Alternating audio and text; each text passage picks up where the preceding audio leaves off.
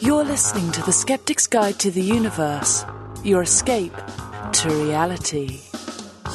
Hello and welcome to the Skeptics Guide to the Universe. Today is Wednesday, January 17th, 2024, and this is your host, Stephen Novella. Joining me this week are Bob Novella. Hey, everybody. Cara Santa Maria. Howdy. Jay Novella. Hey, guys. And Evan Bernstein. Good evening, everyone, or good morning, wherever you might be. Good evening. How is everyone? Good. It's late. Doing good. Bright-eyed and bushy-tailed. My bronchitis is finally basically gone. Just a little Oh, that's tinge good. of that crap. Bronchitis. Ugh, lasts forever. I know. That only took months. It was a hell of a gut workout, I'll tell you that much. My stomach muscles are way stronger now than they were. Yeah, but coughing is not good for you. You know what I mean? It's not like, you're, oh yeah, I'm getting the coughing workout.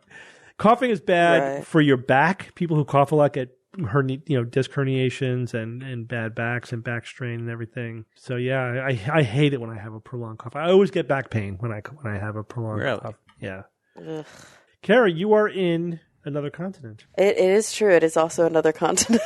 That's a funny way to put it. But yeah, I've been in Scotland for a week and a half. I think I'll be here another week. Whoa. And so it is 2 in the morning. It was beautiful here, though.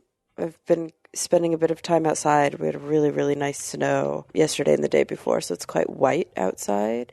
How's it looking in the Northeast? I know there were horrible. There were other parts of the country that got country. smacked super hard, but Yeah, we had some snow. usually Not horrible.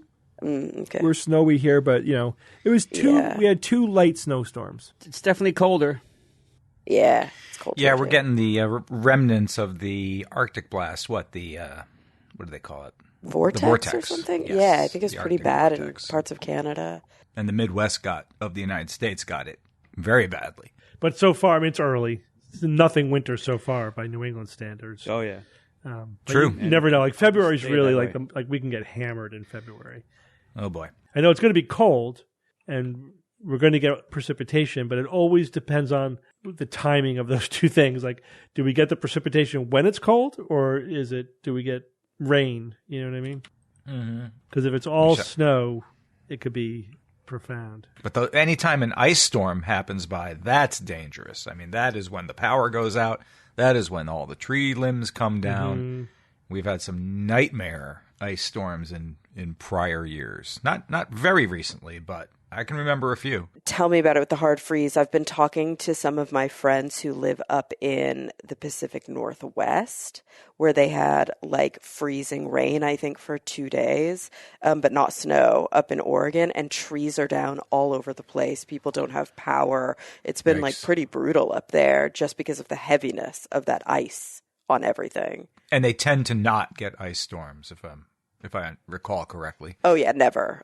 They're just, the whole city, you know how it is. Anytime a city gets hit by something that's, not typical weather for that city, they just don't know what to do with freezes. it. Yeah. It breaks everything. I remember I was in Phoenix. They had an inch of rain, and it paralyzed the city. It happens every time. Yeah. Every time it Las rains in Vegas. LA. Yeah. We don't know Las what to Vegas do. has a similar problem. And everybody's house floods. We're like, And I was in D.C., and they had a pretty mild snowfall from Connecticut standards, and the city was paralyzed. They just didn't have the infrastructure for it, you know? Yep. And of course, in with the kind of snowstorms that would paralyze Connecticut, Canadians are like, you lowlanders, Yeah, that's it. It's all relative. We get 10 feet in Toronto's big deal. We've actually, Bunch of whining. we've been talking a lot out here in Scotland about the fact that they that they salt the roads here. And it's quite destructive on the cars. It's really, really corrosive and probably cause millions of pounds of damage, every year to the cars that are, having to constantly clean this ice off of their undercarriage and the engine damage and stuff. And we've been really talking about why do they use ice or salt? Yeah, it's totally Salt. inexpensive. But sand, up to a temperature, sand is works, right? cheaper, and it's not quite as efficient, but it's still It has to efficient. do with the temperature, though. It causes a lot less damage. Yeah. Sand has to be cleaned up, though. Salt just goes into the water. Sand couldn't just go into the dirt. Plus, the melting effect of salt is pretty dramatic, isn't it? Well, sand has no de-icing effect. That just temporarily adds friction to the road, whereas the ice or de-icing chemicals, as they call them, actually melt the ice. But it depends on how much there is and what the temperature is. So there are some situations where the de-icing chemicals won't work and you got to use sand. But again, it's only like adding temporary friction. And they all have different environmental effects, so that there's no perfect solution. It is superior, but the question would be, do we really need a superior melting effect if you have so much sort of negative side effects? Yeah. They don't always use salt here. They use sand sometimes too. I think out here they only use salt, and it's quite infuriating to the people. Well, you have to have the undercarriage of your car coated against They that. do, but you still have to constantly clean it out. Yeah. And it's just, it's pretty bad. Anyway. I never clean the bottom of my car. Go to a car wash? If you go to a car wash, Amazing. they will. Drive it through. It has an That's why undercarriage. you go to a car wash. Yeah. Do you still have those? Yep. Car washes? Yeah, Last time I checked, they do. They're quite nice. They don't exist. They went the way of drive-in movies. Drive-in movies, soda fountain counters, and pinball machines. They're all I went to a drive-in movie not that long ago. There's still a couple of them around. They're definitely very retro. Yeah, that became kind of a thing again during COVID. Yeah, I remember that. Yeah. All right, Bob, you're going to get us started with a talk. There's been a lot of discussion about this. This is really catching a lot of people's imagination, not in a very scientific way often. But tell us about this 50-year battery. What's going on? Yeah. Chinese firm called Betavolt Technology claims it's created a new nuclear battery that can power devices for 50 years. There's a lot of silly clickbait surrounding this stuff. And here's one press release from the Business Standard. Their article was titled, "China develops radioactive battery to keep your phone charged for 50 years." Like, Sure they did. Oh, my God. It's annoying clickbait. Now, nuclear batteries, though, are fascinating. They are distinct, of course, from everyday electrochemical batteries that we use all the time, from AA's to the lithium-ion batteries in our phones and EVs. Nuclear batteries are also called atomic batteries, which I kind of like, or probably more accurately, radioisotope generators. Didn't Batman's vehicle have atomic batteries or something? Yes. Oh, my gosh. They essentially take nuclear energy and convert it to electricity at its most, top of the onion layer there. One layer down, more specifically, it takes the byproducts of the decay of radioactive particles and converts that into electricity.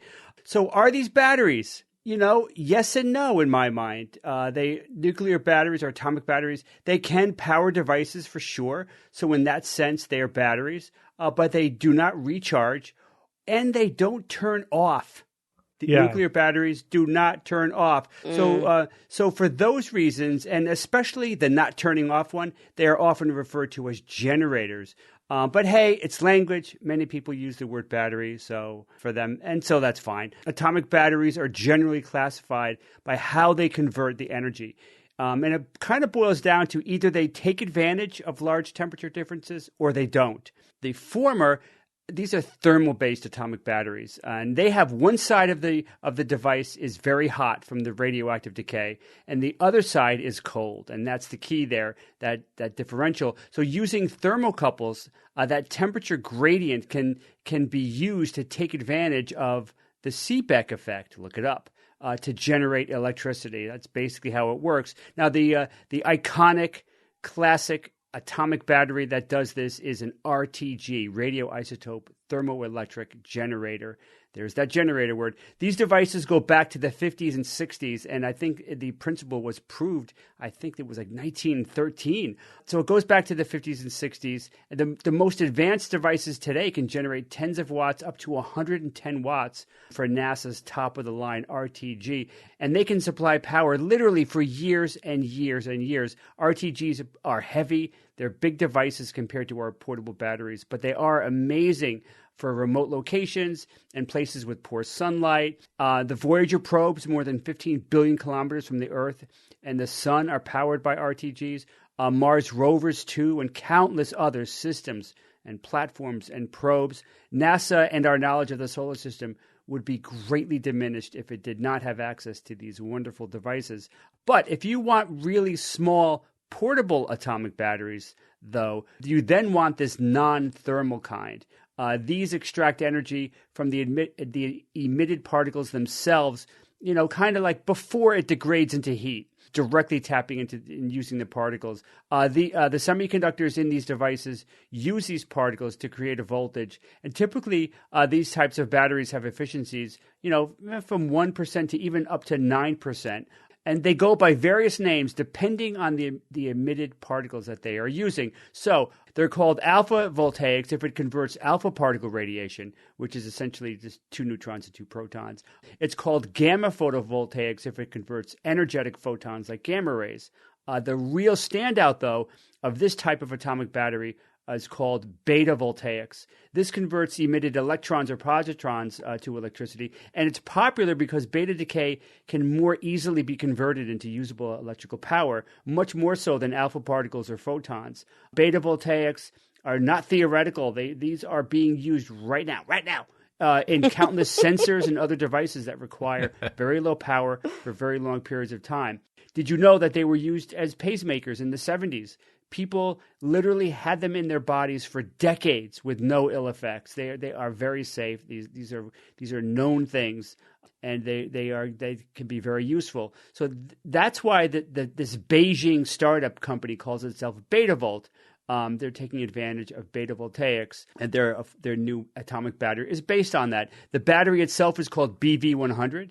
It's coin-sized, about 15 by 15 by 5 millimeters. And, there's a decent amount going on inside that coin. It has layers of radioactive nickel-63 in between layers of diamond semiconductors. Nickel-63 has a half-life of 100 years, which means in 100 years it'll be emitting, essentially half the particles it does initially as it decays into harmless copper. Now, so saying this battery can last 50 years, I think that's reasonable. If it's got a half-life of 100 years, after 50 years, it'll be still, 75% is effective? Well, it's not linear. Okay. But close. Yeah. So it's still, it's a good rule of thumb to say, 50 years, you could say it'll last 50 years and perform well. So, and it's safe. These are safe. It needs minimal shielding. Sure, you'd have to inhale it. If you're going to get concerned, that will do it. You would be concerned if you inhaled it. But I wouldn't want it to leak on my skin, but no more so than I would want a AA battery to leak on my skin. So it's not like this. It's radioactive. No, it's pretty damn safe. So can this get 110 watts output like the best RTG? No, not even close. This battery generates 3 volts, but only 100 microwatts. That's 100 millionths of a watt. A microwatt is a millionth of a watt. That's tiny. You would need what, Steve? 30,000 of them to power a typical smartphone. That's really low. So let's look at 100 microwatts another way. Let's look at how many amps that is. So, all right, we got an equation here. Power in the form of watts equals voltage times current or amps, right? W equals V times A. We know the power in watts and we know the volts. So you calculate the amps, that's 0.000333 amps. Now an amps indicates how many electrons per second pass through a point in a circuit. So 0.0000333 amps, super low. You're not going to be powering something big and power hungry with something like this at all. So clearly, these batteries are not meant for power hungry devices, as are all beta voltaics are not meant for that. And that's okay, because power density is not the strength of these batteries. Now, power density is the rate that it can output the power for a given size. And as I've shown, it's super tiny for one of these batteries. Very low power density, but they do have energy density. That's the total energy per unit mass. In fact, nuclear batteries have 10,000 times, approximately 10,000 times the energy density of a chemical battery. That's a huge, 10,000 times. That's huge. But That's spread over the lifetime of the battery, which could be years or decades or even centuries. But that's where these batteries shine. They can last for ridiculously long periods of time. Now, the significance of this battery seems to me to be its miniaturization and not the power density that everyone, no one seems to be focusing on any of the miniaturization advances that they may have made.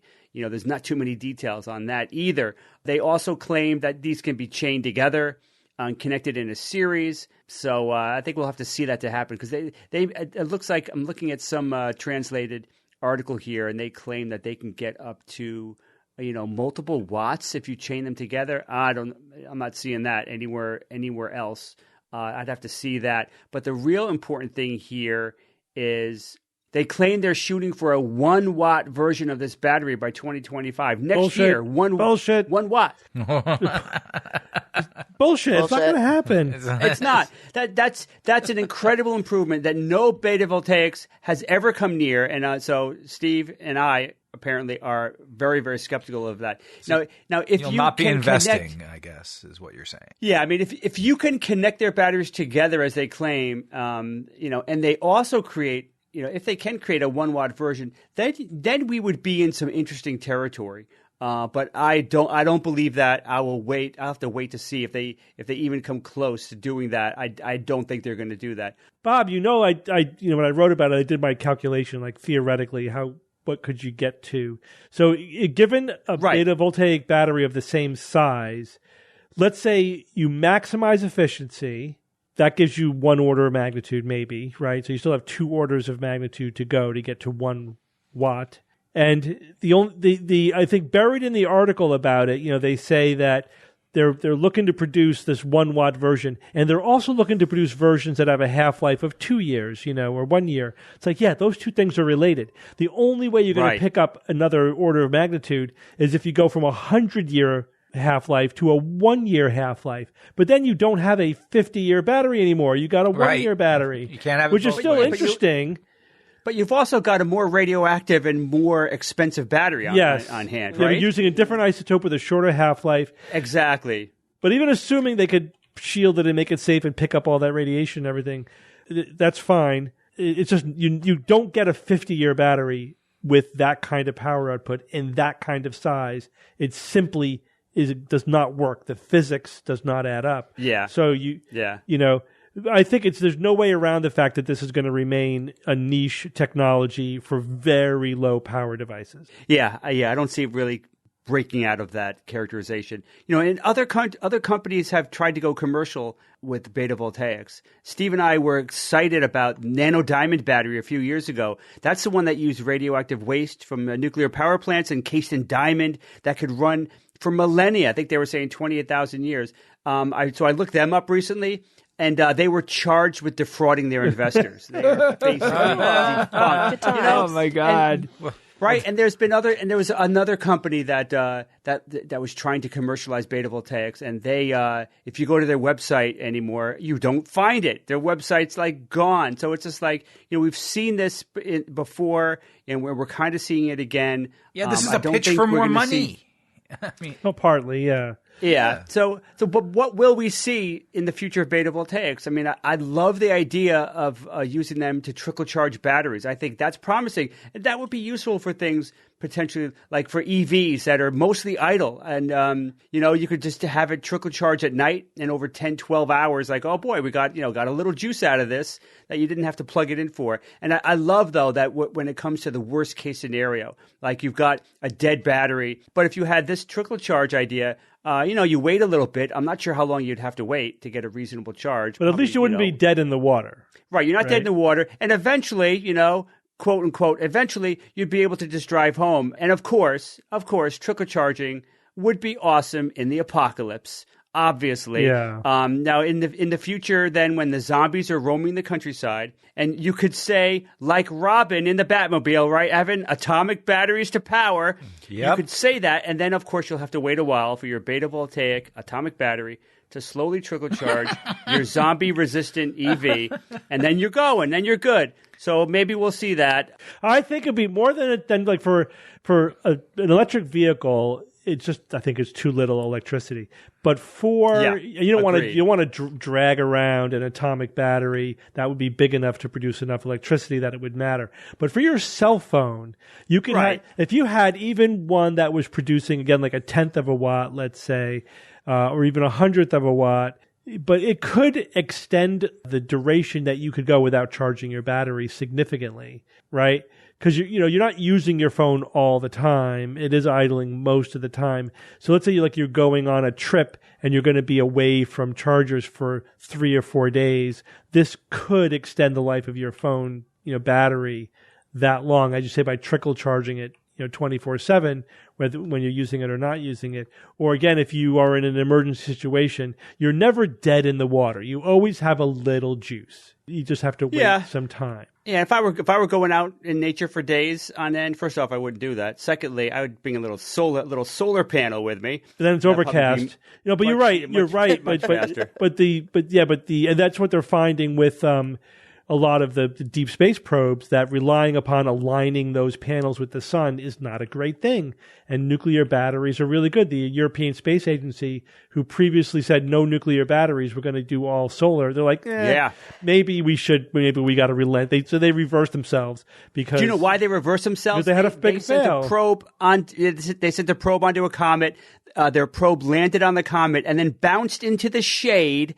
And then because it was in the shade, its batteries, which were solar-based, died in 3 days. So here's millions of dollars sitting in the shade, unusable, bricked, because they didn't have, an atomic battery. So that story just cracks me up. So now they're like, okay, yeah, we're going to do atomic batteries now. And they were famously against them. Now they aren't, which was a funny story. So a lot of technologies, the technology is what it is, and a lot of it depends on being clever and creative about how to implement it. Like, what is the use where it's going to be valuable? It's not going to be like the drones that fly forever and all the crap that the press is saying about it. That's never going to happen. But as a trickle charger or for super low energy devices, this technology could be really, really helpful. Yeah. The allure of a battery that can last for years, a conventional portable battery that can last for years, is so high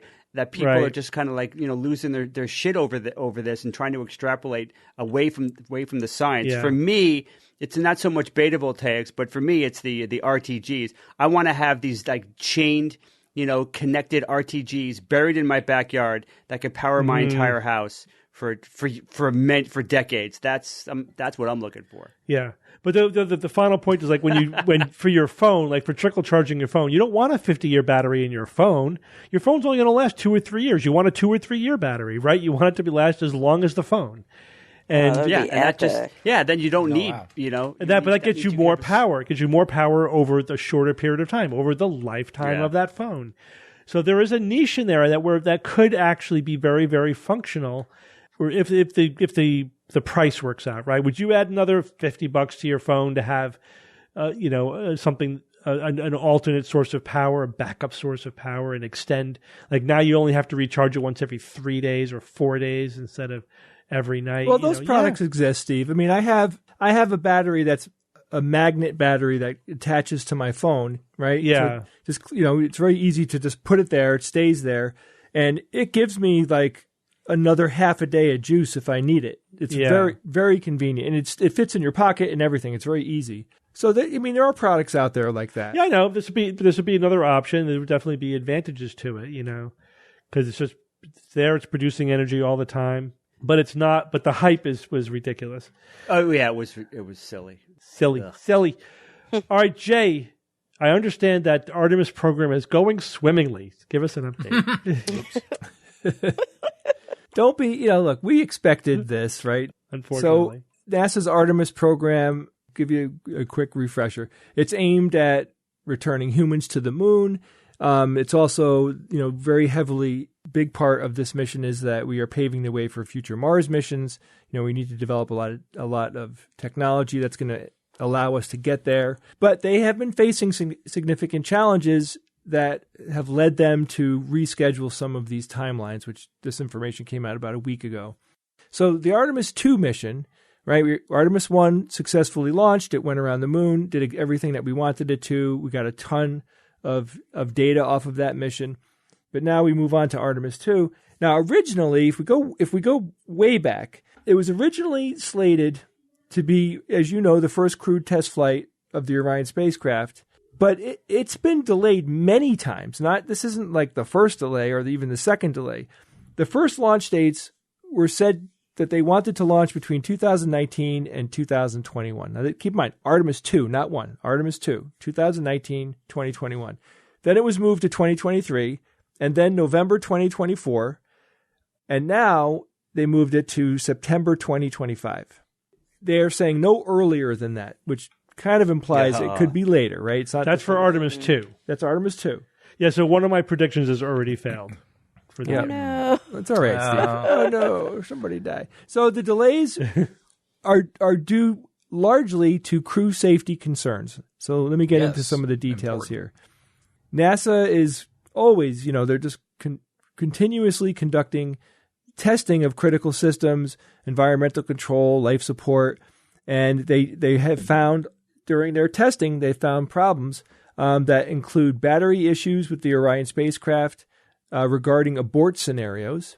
There's also there are challenges with the air ventilation and temperature control circuitry components, which, these are all mission critical components. And, bottom line here is, of course, it's good to know NASA is taking all these precautions. They're taking it very seriously.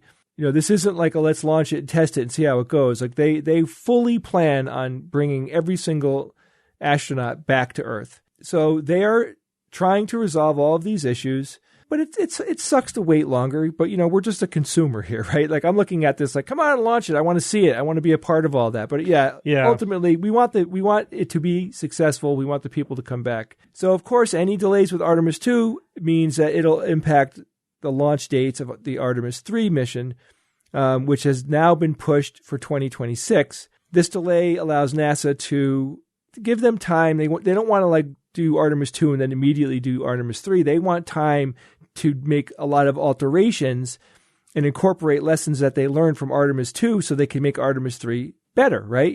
Hey, we had a problem with this thing and that thing. Like they want to fix all of those things. But there's also problems with the partners that NASA is working with to develop, that are developing their own technologies.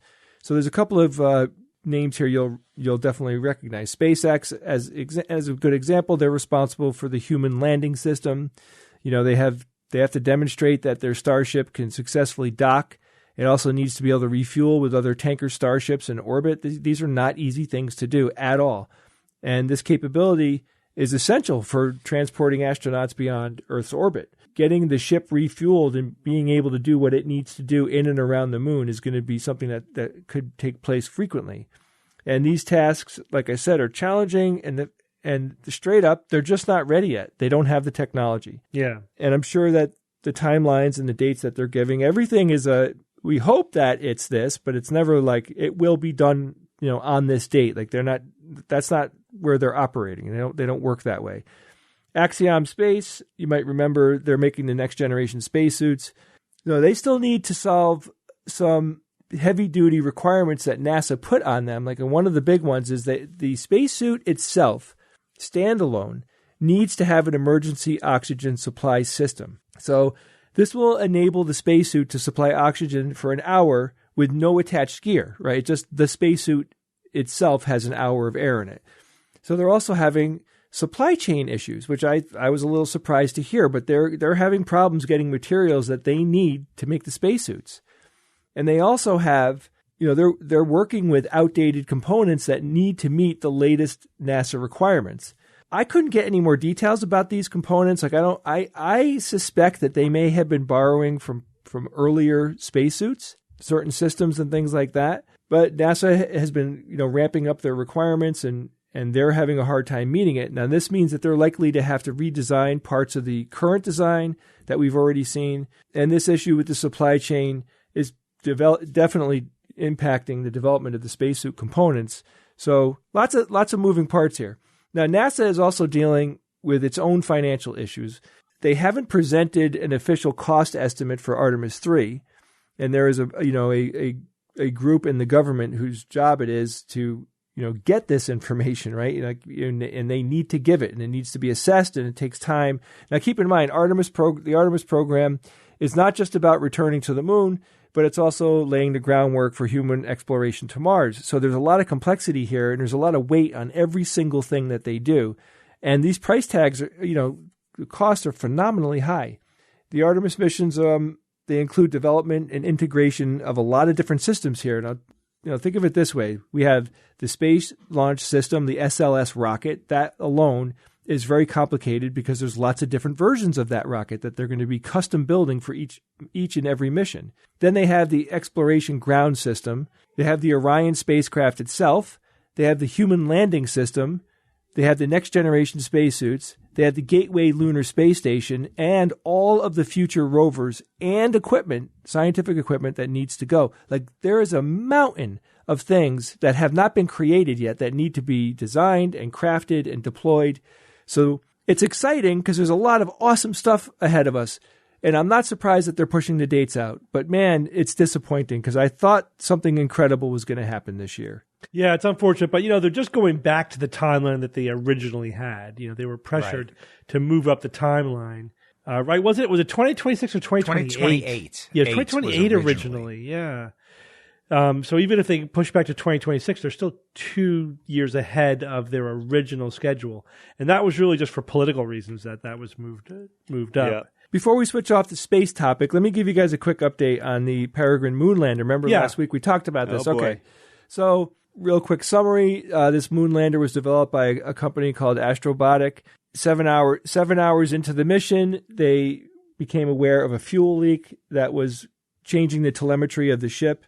Was very concerned. They didn't know what to do. They didn't really understand what was going on. And then, everyone dove in. They started to really figure out what was happening. So the planned lunar landing had to be canceled because there wasn't, they just weren't going to be able to position the ship and get the engines to do what they needed them to do and that would enable it to land. So the ship basically goes out approximately the distance of the moon, right? 183,000 miles or 294 kilometers. It gets out there, then it gets pulled back to Earth. The lander didn't actually transit or orbit the moon. So I didn't see its flight path, and I'd like to see it because I'm not crystal clear on what it was, but it did get pulled back by the Earth, and they've currently set it on a trajectory back to Earth where they fully expect it to completely disintegrate upon reentry. This is going to happen on January 18th. So as you listen to this, it happened a few days ago. Peregrine was part of NASA's Commercial Lunar Payload Service program, and that's it. It's going to come back. All this stuff on there. The human remains, the messages from Japan, all the few weird things that are on there, it's all going to get burned up in the atmosphere. So it's sad. It's sad, but it happens, and we learn from these things. And again, this is a perfect example of why NASA, when people are involved, meaning like we're sending people into outer space, they don't have failures like this, right? Like they won't stand for failures like this. Like everything has to be massively tested. So we got to wait a little longer, guys. Yep. None of it's canceled, which is fantastic. All right. Thanks, Jay. Kara, tell us about these cloned monkeys. Yeah. So some of you may have seen there's quite a lot of trending articles right now that are based on a new study that was just published in Nature Communications. I'm going to read the title of the study. It's a bit techie. Reprogramming Mechanism Dissection and Trophoblast Replacement Application in Monkey Somatic Cell Nuclear Transfer. So based on that title, you may not know, but what Chinese researchers have done, or what they claim is now happening, is that they now have the longest lasting cloned monkeys. Cloned primates, really. There's a monkey, he is a rhesus monkey named Retro. And my guess, even though it doesn't say it in any of the coverage that I read, my guess is that the name Retro, because they capitalize the T in retro, comes from reprogrammed trophoblast. I think that's where they got his name, Retro. And so really what this story is about is a new technique for trying to clone primates that works a teeny tiny bit better than previous techniques. And the big sort of payoff here is this monkey is now coming on 3 years old. So you may ask, haven't we been cloning animals for a while? Dolly the sheep, right? Dolly the sheep, right? So this is the same technique. I should say it's the same general technique with some really important changes as Dolly the sheep. So Dolly the sheep lived for 6.5 years after she was cloned. Mice, rabbits, dogs, goats, pigs, cows, lots of different mammals have been cloned over the years. Even other monkeys have been cloned over the years. But the difference is that they've been incredibly short-lived. So generally speaking, when we talk about cloning mammals specifically, it's super hard to do. About 1 to 3% of clones result in live birth. It's a very, very low percentage. So as it is, it's hard just to get viable embryos when cloning mammals. And then even if you get a viable embryo, it's hard to have a live birth. There were some monkeys in 1998 who I think were the most long-lived, or the most kind of the biggest success story as of that point. But I still think that they only lived for a few months. And so retro, coming up on 3 years, is sort of being hailed as a triumph by the media. But let's talk about what the difference was here. So all of these animals that I'm describing here have been cloned using a very specific technique. And that technique is called somatic cell nuclear transfer. In simple terms, as we know, we talk about the difference between somatic and germ cells. Somatic cells are like body cells, right? Everything but eggs and sperm. So a somatic cell is actually put into... So you're transferring the nucleus from a donor cell, but a somatic donor cell, like a skin, let's say, like a skin cell, into an egg cell. And then that donor DNA, which is now kind of closed up in the egg, is sort of programmed to start developing embryonically. So here's one thing that I think is an important point here that not a lot of coverage that I'm seeing makes. These are still embryonic clones. None of these are clones that are coming from an adult organism. So when you start to see kind of the fear-mongering coverage around, does this mean we can clone humans? Does this mean we can clone humans? First of all, nobody has successfully been cloning mammals from adult cells. Does that make sense? Almost all of them are pulled from embryonic cells, and some of them are even just pulled from split embryonic cells. So even though technically you could call it a clone, it's like a twin, if that makes sense. But this specific approach that's been used, which all of these, like I said, have been this thing, somatic cell nuclear transfer, is where we run into some hiccups. So what ends up happening is that the cells of that embryo's trophoblast layer, which is sort of the outermost layer that provides a lot of nutrients and also actually forms a big chunk of the placenta after it's implanted, are very problematic in almost every case. And scientists think that this is because of epigenetic factors. So there are these markers that are present, right, that turn genes on or off. So it's not changing the actual genes that are there, but it's changing their expression, whether they turn on or off. When you put this cell, this clone cell, into an empty egg, the egg kind of DNA, or the epigenes, the epigenetic factors within that egg, affect the DNA of the implanted embryo, and all sorts of havoc is wreaked. And really, scientists hadn't been able to figure out how to get these embryos to become viable. They're usually all sorts of terrible mutations. They often don't even make it to live birth. And if they do make it to live birth, they often die within hours, days, weeks, or in very lucky cases, months. And so what the scientists did in this case, and this is sort of the new bit, is a trophoblast replacement. So they inject that inner cell mass from the cloned embryo into a non-cloned embryo.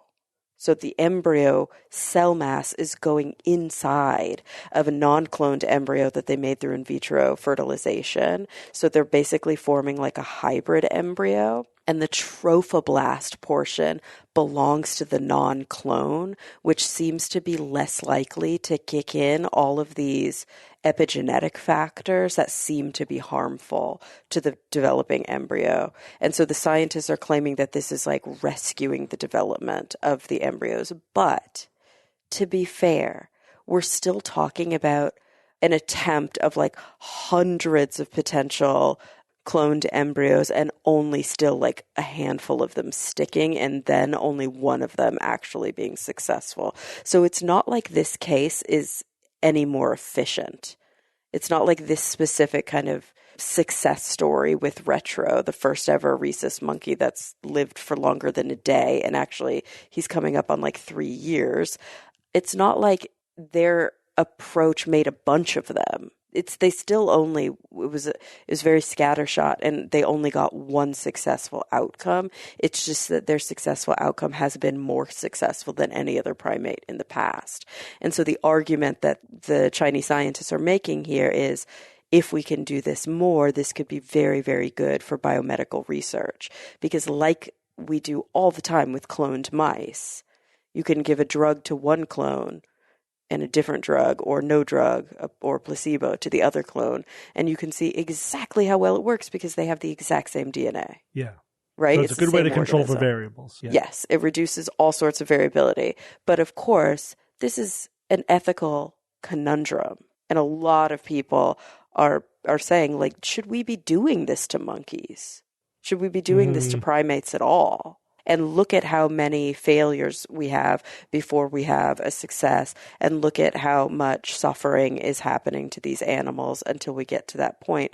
And is it going to, like, what is the payoff, and how much is it going to improve our biomedical science, our pharmaceutical science? Is the sort of return worth the risk? That's another question. Now, this is perfectly legal in China. So the way that they're approaching this, it's passed all their review boards, and it's a perfectly legal practice, unlike some of the historical stories that we've talked about. Do you remember when we talked about the CRISPR, the rogue CRISPR story? Oh yeah. Like that was not legal. The Raelians. This is, but I think some people are saying, wait, if they were able to do this with the rhesus monkey, are they going to clone humans next? No, we're nowhere close to that. A, because we can't clone adult cells at all. These are still embryonic cells. And B, it's still hard as shit. It's no easier and it's no more efficient to clone this. It was no easier or no more efficient to clone this rhesus monkey than any of the attempts in the past. It's just that this one hiccup, it was surmounted in this case. Yeah. Can it be surmounted again, though? I don't know. Was it lucky that they happened to get this one just right? Well, I guess we will see. We'll see, yeah. Yeah. I mean, it seems like a good incremental advance. It does. Yeah. Mm-hmm. And which is, again, that's par for the course, right, for science, right? Breakthroughs are rare. Incremental advances are the rule. And it seems like a solid one. But I still want to know, when can I make a clone of myself so I can harvest its organs? Right? That's nowhere close. Yeah, it's going to be a long time. The funny thing, though, that I did discover in doing this research is that there's a Korean company that has made 1,500 dog clones at this point. Yeah. How long do they live? Like they're long lived. Apparently they're perfectly healthy dogs. And so it's pretty interesting that it's way harder to clone mammals, but some mammal species are easier to clone than others. All right. Well, thanks, Kara. This is definitely a technology that we'd want to keep an eye on. And actually, I will add to this, and I think this is important. One of the arguments is that this could also have implications for conventional IVF, because sometimes you do see this trophoblast problem even in conventional IVF. And so this could be, at least a new way to look at improving outcomes in conventional IVF for people. So not that acupuncture I talked about last week. You're saying. Probably this would be more helpful to researchers. Yeah, I think so. All right, thanks, Kara. Yep. So I'm going to do another news item that's a little bit also of hype more than reality. The headline is scientists develop a process for converting atmospheric CO2 into carbon nanofibers. Ooh. That sounds, yeah. Solves two problems at once, right? Exactly, right?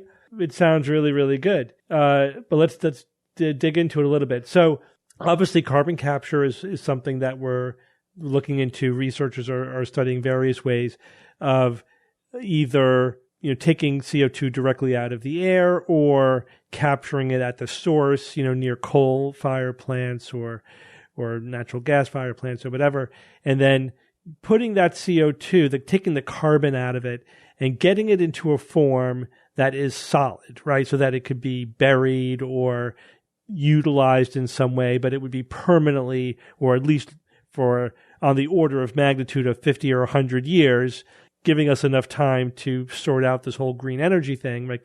Fully convert over to low carbon economy and energy infrastructure.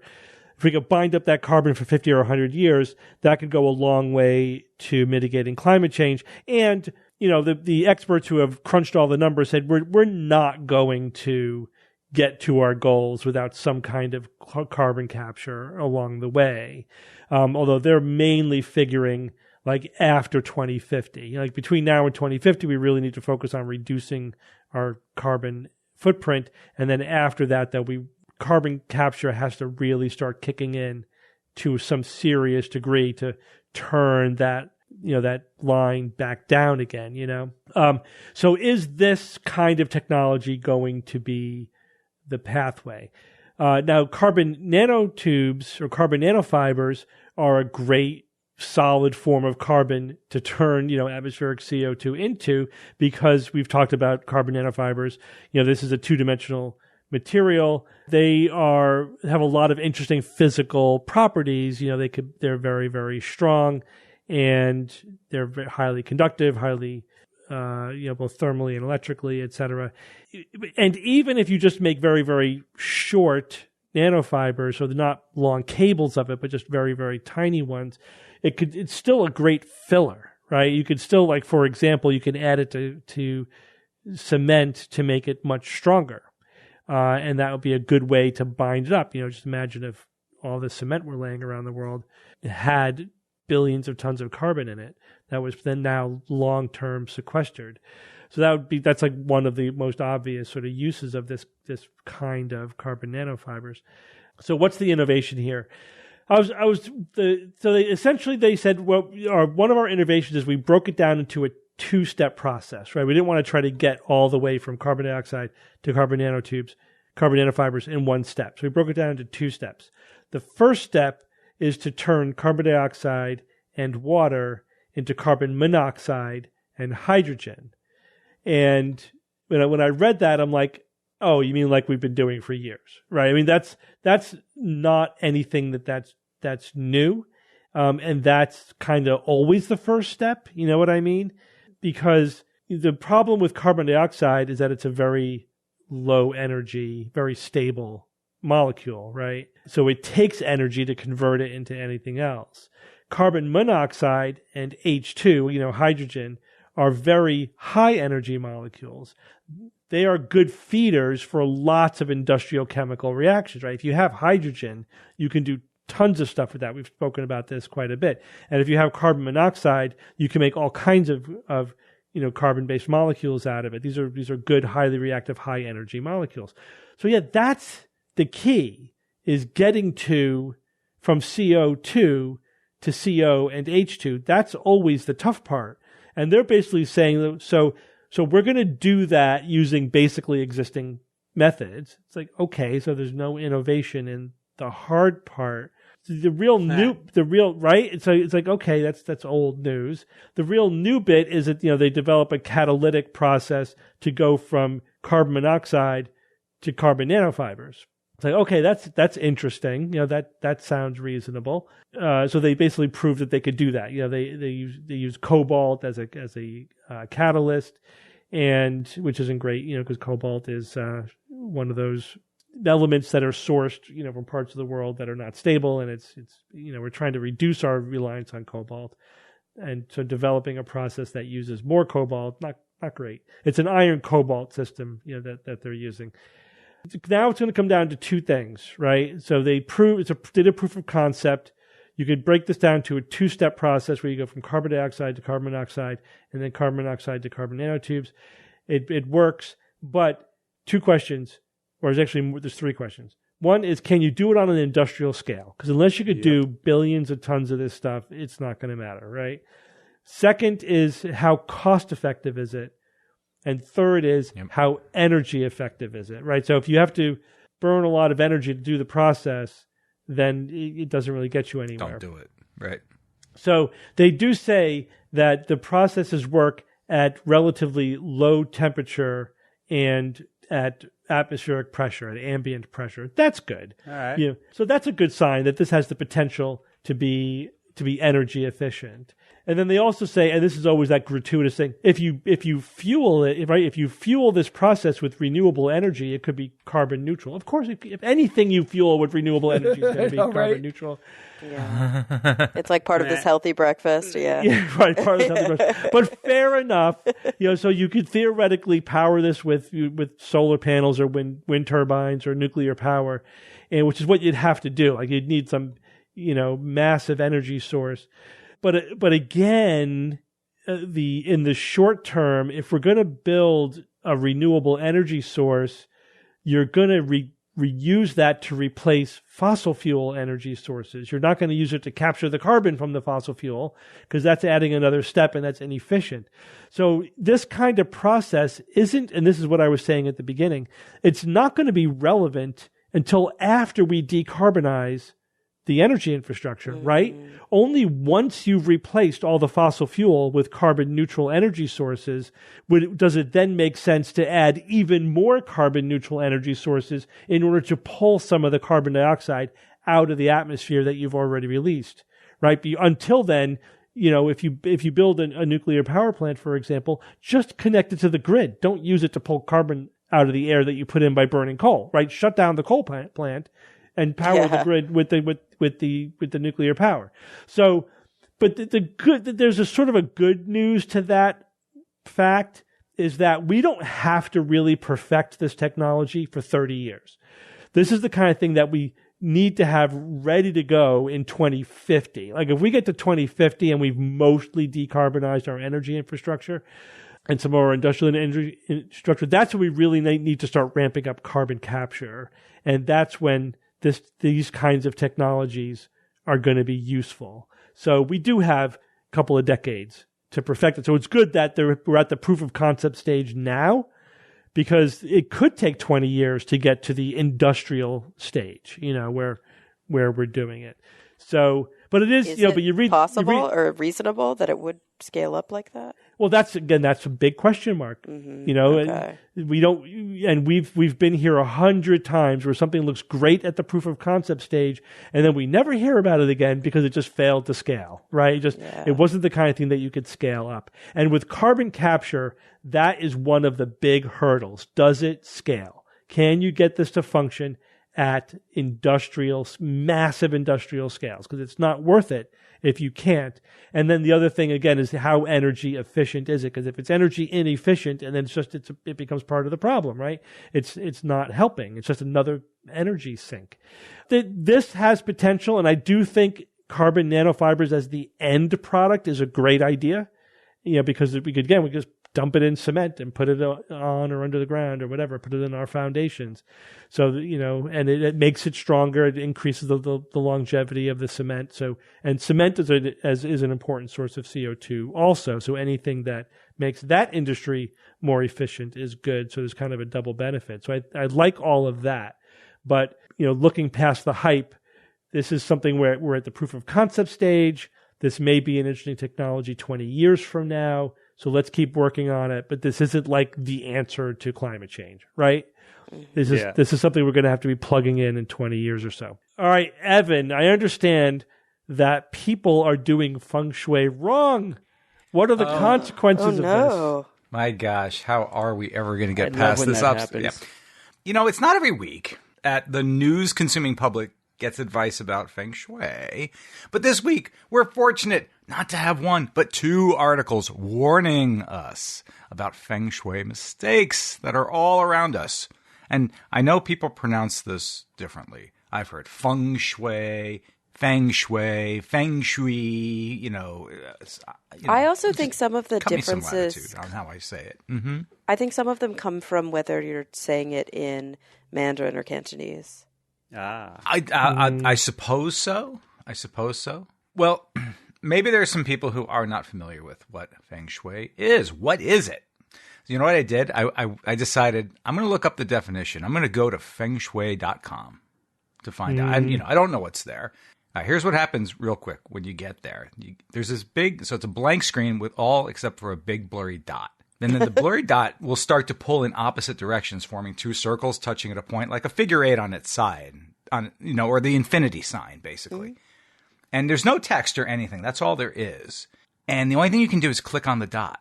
And that dot takes you to the next page, which is a entirely black background page, no text again. And it slowly starts to transition to a grayscale. It dissolves eventually to a white background in about 10 seconds. And then an octagon appears. And then within the octagon, there are lines that appear connecting the non-neighboring sides of the octagon. And if you click on that, it brings you back to the blurry dot. So to tell you the truth, and that cycle repeats, to tell you the truth, I think that's the most cogent explanation of feng shui I've ever seen. Oh boy, this is wild. Oh, it's an ancient Chinese traditional practice which claims to use energy forces to harmonize individuals with their surrounding environment. The term feng shui means literally wind water. And from ancient times, landscapes and bodies of water were thought to direct the flow of universal qi, the cosmic current, all energy through places and structures, and in some cases, people. Now, here is the first article. 4 feng shui plants to avoid. These are going to disturb the qi in your home, warns experts. That's how the headline reads. Oh my gosh, this is a warning. And where was this? Yahoo.com picked this up as part of their lifestyle news, and they pulled it from the website called Living, etc. So when it comes to the best plants for good feng shui, there are a few you should bring home and some you should completely avoid. And they're going to help you right now pick out the ones to avoid because they are experts. Yep, they consulted experts for this, and I hope you have a degree in baloney. I hope they meant legitimate scientists, botanists, chemists, right? Maybe they got on board, but here's what they said: Feng Shui master Jane Langoff. It's essential to consider the type of energy plants you bring into your spaces. Oh well, so much for hearing from scientists. What's an energy plant? Yeah, energy plant. What's that? Consider the type of energy plants bring into our spaces. So it's not energy plants, but actually I'll get to that. I'll get to that, Kara. There's actually there are actually some things, and I will eventually get there. So you weren't totally wrong. Here's what else she says. I don't believe that specific plants will necessarily cause bad luck. However, there are certain plants that can represent negative elements or bring inauspicious energy to a space. Generally, it's advisable to avoid excessively thorny and spiky plants that can cause injury. Oh boy, thank goodness we have a person with a master's certificate and a gold star on it that warns us that thorny and spiky plants can cause an injury. Another one, Feng Shui consultant and educator Laura Morris. As a general rule, you want to be mindful about where you place a spiky or pointy leaf plant. Try to avoid placing them next to your bed or in the partnership area of your home, whatever the partnership area is, wherever people partner up. I don't know. Is that where people get busy? I mean, what are they talking about? But you want so here are the 4. Okay, here are the 4 plants in order, and do this like David Letterman's top 10 list, but it's a top 4 list. Number 4, the yuccas, yuccas. I love yuccas. Yuccas, yeah. Got to avoid them. They're kind of prickly. They're kind of, have sword-like features to them, I guess. Long kind of bladed, pointy leaves. They say don't bring those in the home. Number 3, cacti. I think we know what cactus and cacti are. Mm-hmm. Number 2, dried flowers and dying plants. You know why? Because don't have those in your house because they represent stagnant energy. Best to leave those outside because if you bring them inside, they could restrict the flow of chi. And the number 1 plant you should not have in your house, and I have them, quite a few of them in my house, artificial plants. Mm-hmm. Yep. Do you know why? Because they artificial. block. They block energy. They're inauthentic, Steve. Mm-hmm. They're pretending to be something they're not. This is right directly from the article, which can affect energy in a space negatively. If you love artificial plants, they must be also kept clean of dust and grime. Wow. This is good stuff. Now, Kara, as far as what did we call them? Energy plants? Energy plants? They list some plants. So here's some plants that are associated with good luck and include, I'm not going to give you their taxonomical names, but I'll give you their more common names. The treasure fern, the happy plant, the lucky bamboo, the jade plant, the money plant, and peace lilies. And this doesn't sound at all like something she just made up. I mean, totally. To sell the plants that she has in her shop. This is some theta level thinking right here. I mean, how more basic does it get than that? I mean, yeah, lucky bamboo and the treasure fern. But it gets better because there's the other article. Here's the headline. Small entryway feng shui mistakes. 5 things the pros always avoid. So again, like right on the heels of this other one came this article. Oh my gosh, pearls of wisdom coming our way again. Number 1, don't have any dead or dying plants. They kind of referred to that in the first article because dead or dying plants create negative energy and represent decay. That's not something you want to welcome in your welcoming part of your home, which is your entryway. Number 2, poor maintenance of the door space. For example, blocking the area behind the front door will make moving through the space difficult. You think so? If you kind of put something behind a door and try to open it, that's going to, We need an expert to tell us this, though. Also, don't let your front door get dirty and grimy. It'll stop the positive energy from flowing in that door. The next, the 3 of 5. Beware your mirror placement. You don't want to place a mirror face on because you open the door and you're looking in a mirror. Oh, my gosh, you might get scared or something. You want to hang that mirror on a wall facing away to a doorway to your next room because what it does is it sends opportunities and prosperities into your home. It kind of brings the energy in and reflects it into the center of the home, which apparently needs it. Number 4 is clutter. Get rid of, don't come in and throw your keys down and fling your mail on the little table there and, take off your shoes and throw your coat down, Everything has a place. Put your stuff away, basically. And number 5, this is the most important and the one I'll wrap up on. We ignore the elements at our own peril. You must incorporate the 5 elements of earth, fire, water, metal, and wood into your entryway, which kind of, I think, goes maybe against the clutter, part of all this, right? But they said the balance between these elements creates good feng shui energy and will create a harmonious balance in your entryway. So there it is. Of all the hard science that we've touched on this week, perhaps this will eclipse it all and be the most beneficial to us all. That's like feng shui is like one of those ones that amazes me because it's just pure magic. Yeah, it's like so. Nothing. So you believe in magic? Like I've said that to people, and the kind of answer you get is, "Well, science doesn't know everything." It's like, yeah, but we know magic isn't real. Well, not everybody can say that, Steve. Yeah. Well, and it's like, what I love about it is it's magic mixed with like a dose of common sense. Yeah. It's sort of like all the things you were saying, Evan, because then you have these true believers that are like, yeah, but I had an expert come in and they helped me with my feng shui and I feel better. It's like, yeah, probably because you're not bumping into shit all the time. Right, because they cleaned your house and put your crap away. Yeah. Here's your problem. You got a cactus right in your entryway here. Yeah, it's like it's a cactus behind your door. You can't open your door all the way. That's feng shui. So stupid. Yeah, and okay, fine. If you're going to do it in your own home, all right, whatever. But, we talked about before, it's not the article this week, but when governments start hiring Feng Shui people, bring them in for architecture and design and stuff, drives they me are... nuts. It's driving me nuts. They're wasting all our money and driving us nuts. Well, everyone, we're going to take a quick break from our show to talk about our sponsor this week, Vessi Shoes. Steve, Vessi shoes are a great lightweight shoe. It can handle wet weather, especially the crappy weather here in New England, like this not a winter. They're all weather and they're waterproof and they're lightweight, which is great. You don't have to wear like big clunky boots. And also they're a great travel shoe when you're going to do a lot of walking. Vessi shoes are primarily designed for any weather, rain or shine. They're 100% waterproof. On top of that, Vessi shoes are lightweight and breathable, and they're made with sustainability in mind. They also have removable insoles that let you easily customize their comfort level. Transform your urban experience with Vessi's feature-rich footwear. Head to vessi.com/SGU for 15% off your first order and step into comfort and functionality. That's VESSI.com/SGU for 15% off. All right, guys, let's get back to the show. All right, Jay, it's Who's That Noisy time. All right, guys, last week I played This Noisy.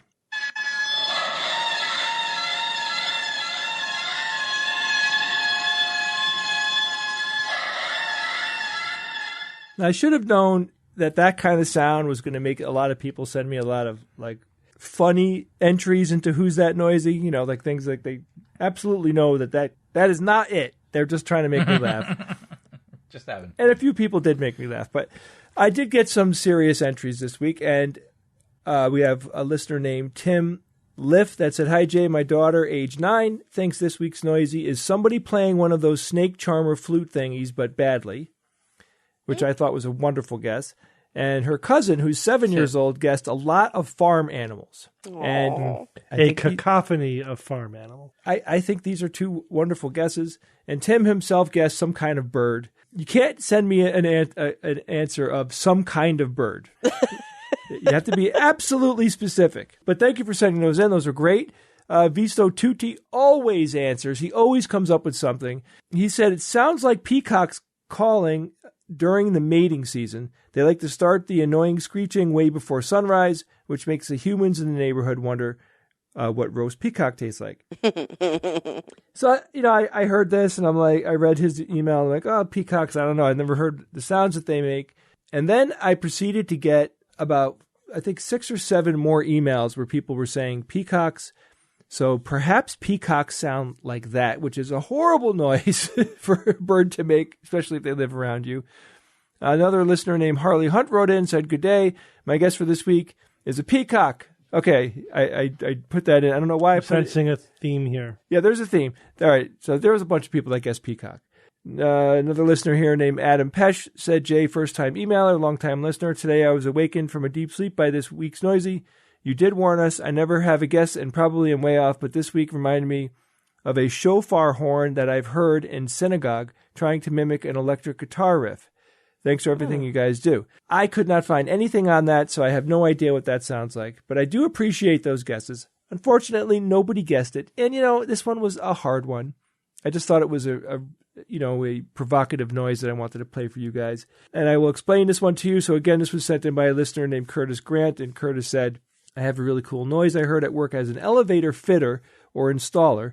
In this case, we use a temporary hoist that lifts the finished lift cabin, right, which is basically the elevator itself, up and down the shaft. We use this to hoist or install our equipment, which are the rail brackets and etc., from the top of the finished lift car, as it is more efficient than building a temporary platform to install from.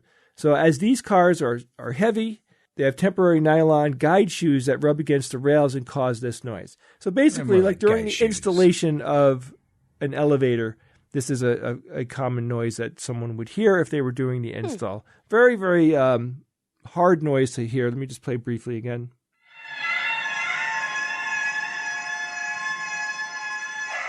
Wow. Imagine that like resonating inside the shaft, right? Ugh, That's forget haunting. about it. Yeah, definitely. Ew. Guys, I have a new Noisy this week, sent in by a listener named Chris Kelly, and here it is. I'll play it again. It's very short. Very strange. If you think you know what this week's noisy is, or you heard something really cool, please do send it to me because it helps make the show good. WTN@theskepticsguide.org. Real quick, Steve, I'll go down a few things here. Guys, if you enjoyed the show, we would appreciate you considering becoming a patron of ours to help us keep going. All you have to do is go to patreon.com/skepticsguide, and you can consider helping us continue to do the work that we do. Every little bit counts. So thank you very much, and thank you to all our patrons out there. We really appreciate it. One thing we started doing a few weeks ago, about a month ago, is we came up with the SGU weekly email. This email essentially gives you every piece of content that we created the previous week. We send it out on Monday or Tuesdays.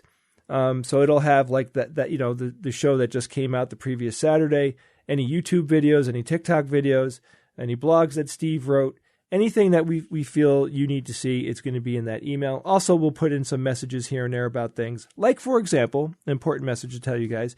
So Google is changing its podcast player, and the new podcast player that they have actually is not something that we want to work with, because there's a few things, without getting into all the details. The big humps for us that we couldn't get over was, one, we couldn't integrate this automatically, so it won't automatically update to our RSS. We'd have to do everything manually. Yeah, that's crazy. What? But it doesn't integrate with our media host, and that's it. Oh, so my goodness. that right there is pretty much a deal breaker for us, because we can't be doing everything manually. That's number one. Number two, and sadly, they auto-insert ads, and the pay is terrible, and we would have no control over the ads. So that's it. It's a game breaker. We're not going to do it. We are not going to integrate with Google's new podcast platform until and if they ever change or whatever. I'll keep an eye on it. But hey, you should be able to turn ads off if you opt out of that. Yeah, I mean, I haven't seen not automatically updating the RSS. I mean, come on. I know. Yeah, like nobody's gonna use this. Yeah, I don't think they will. So if you have recently found out that you no longer are getting our RSS on the Google podcast platform, this changeover happened over, I guess, the last few weeks or whatever. We're very sorry, but we can't engage in things that aren't good for us, and that's it. So we're just not going to do it. And feel free to email me if you want to give me more information about it, or if hey, either it's going to change or whatever. I couldn't find anything. But I admit I didn't look that deeply into trying to figure out where they might be in the future. I just know where they are right now. Anyway, guys, there's an eclipse happening, and we decided let's do something fun around the eclipse, because this is probably going to be the last one that any of us are going to see, especially one that's going to be close. And, as Kara and Evan have been talking about, this is a big one. This is a long one. This is really one you really want to see. So wherever you are, try to get yourself to a location where you're going to have totality. Bring the kids, definitely get the eye protection that you need, but this is going to be a big deal. So what we decided is we're going to go to a place where Bob's horrible feng shui of creating clouds, right? Whenever an astronomical event is happening, we don't think that Bob's powers will work in Texas. So we're going to Dallas. We're going to be doing an extravaganza on April 6th. And we'll be doing an SGU private show, a private show plus, actually, and we'll be doing that on the 7th of April of this year. Mm-hmm. All of these things will be in and around Dallas, so we really hope that if you're local or you're going to be traveling there for the eclipse, please do consider joining us. Ticket sales are going very well, so move quickly if you're interested, because I can see things filling up very quickly. Other than that, guys, the clouds will follow me. Yeah, if they do, Bob, if they do, we'll send you home. We will take it out on you. We're going to make you have to buy us an expensive dinner, I guess, or something. Of course you will. Yeah, but I'm looking forward to Kara's barbecue. Mm-hmm. Yeah. Ooh. That's the only reason why I'm going. You guys, it's going to be so good. Barbecue and Tex-Mex. I'm gonna diet before I go, just so I can overeat when we're there, Oh, you're going to go hard in Texas. Yeah. You can't not go hard. Oh, it's the best. Deep in the heart of Texas, right? Yep. Stars at night are big and bright. Okay. I know that because of Pee-wee's Big Adventure, right? Of course. All right, thank you, Jay. Very very quickly, I'm going to do an entry from TikTok. As you know, we do TikTok videos every week. One of the videos I did today, we also live stream if you're interested, but we recorded one on the jellyfish UFO. Have you guys seen this? Oh, yeah. I have seen Absolutely. it. Sure. Yeah, the jellyfish UFO. my gosh. So, the TikTok video that I was responding to was by Jeremy Corbell, who's a gullible UFO guy, right? And this is a great example, a great contrast between a gullible analysis of a piece of information, this video, versus Mick West, who does a really great technical, skeptical analysis of the same video. So essentially, this is over a military base, a U.S. military base, and there's a balloon, a monitoring balloon, a couple of miles away. It's tethered to the ground. So you get sort of a bird's eye view of the base, and it's tracking this thing that's flying across the base, right? Now, it's called the jellyfish UFO because it kind of looks vaguely like a jellyfish. There's a blob on top and streamers below, right? So there's again, Corbell's going on just gullibly about what could this be, trying to mystery monger it. And pointing out apparent anomalies. But here's the bottom line, very, very quick. And if you can, Mick West goes into the technical details very well. The thing is drifting in the direction and speed of the wind, right? This is something means nothing. Floating in the wind.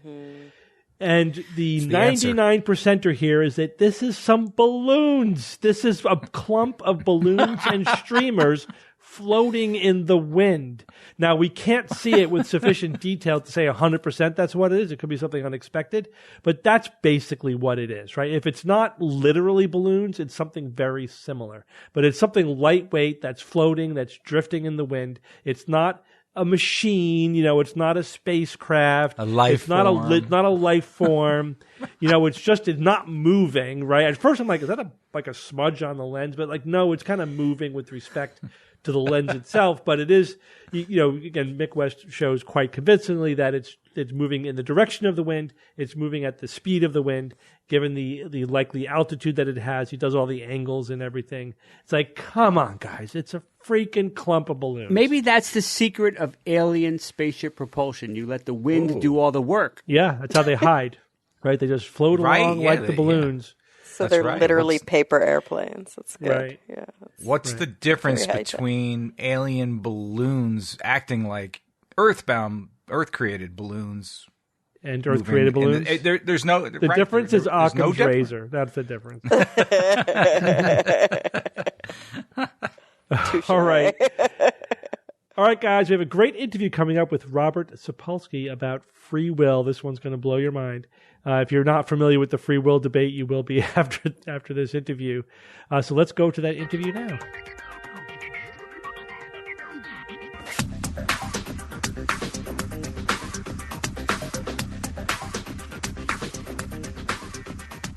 Joining us now is Robert Sapolsky. Robert, welcome to the Skeptics Guide. Well, thanks for having me on.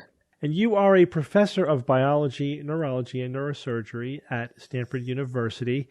And you have written a lot about free will and other related topics. And that was primarily what we wanted to start our discussion with about tonight, because you take a pretty hard position that there is no free will. How would you state your position? I would say probably the fairest thing is that I'm way out on the lunatic fringe. In that my stance is not just, wow, there's much less free will than people used to think, and we've got to rethink some things in society. I think there's no free will whatsoever, and I try to be convincing about this. Okay, well, convince us. Tell us why you think there's no free will. I think when you look at what goes into making each of us who we are, all we are is the outcome of the biological luck, good or bad, that we have no control over, and its interactions with the environmental luck, good or bad, which we also had no control over. How is it that any of us became who we are at this moment is because of what happened a second ago, and what happened a minute ago, and what happened a century ago. And when you put all those pieces together, there's simply no place to fit in the notion that every now and then your your brain could do stuff that's independent of like what we know about science. So yeah, that is I think the standard position of the no free will. You know, our brains are deterministic, right? We can't break the laws of physics and control what happens inside our head. Our brains are machines. But why then is there such a powerful illusion that we do have free will? And how do you square that? Like the notion that we do make decisions, or do you think we don't really make decisions? Is the decision-making level of this itself an illusion? Great. I think that's exactly where we all get suckered into, including me, into feeling a sense of agency. Because the reality is there's points where we choose. We choose something. We choose what flavor ice cream we want. We choose whether or not to push someone off the cliff. We have all those sorts of things. We make a choice. We form an intent, and then we act on it. And that seems wonderfully agentive, wonderfully me. There's a me that just made this decision. I was conscious of having an intent. I had a pretty good idea what the consequence was going to be of acting on it. And I knew I wasn't being forced. I had alternatives. I could choose to do otherwise. And that intentness, the strength with which you are just in that moment, is what most of us then intuitively feel like counts as free will. And the problem with that is when you're assessing that, it's like you're trying to assess a book by only reading the last page of it, because you don't get anywhere near the only question you can ask. So how did you turn out to be that sort of person who would form that intent? How did you become that person? And that's the stuff we had no control over. Okay, I see that. So you have no control over the person that you are, all of the things that went into influencing your decision making. But does that add up to, though, that you're not actually making decisions? Or I guess when I try to wrestle with this, the other thing that really bothers me is not only the sense of decision making, but of what we call metacognition. I could think about my own thought processes. So what's happening there? Yep.